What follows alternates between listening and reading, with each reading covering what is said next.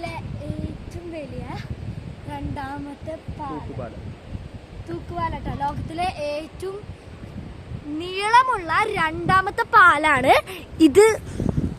ഇവിടെ ഹോളിട്ടാണ് തല കറങ്ങും, അത്രയ്ക്കും ആഴണ്ട്.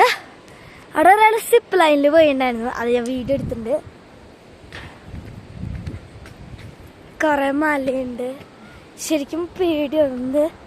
ഇവിടെ ലോകത്തിലെ ഏറ്റവും വലിയ രണ്ടാമത്തെ സിപ്പ് ലൈൻ, പിന്നെ എയർ കാഫെ, അതായത് ടേബിളിലും ചെയറിലൊക്കെ ഇരുന്നിട്ട്, അതായത് നമുക്ക് ഫുഡ്, അതായത് നമ്മൾ എയറിൽ ഫുഡ് കഴിക്കാൻ പാടില്ല, അതായിരിക്കും.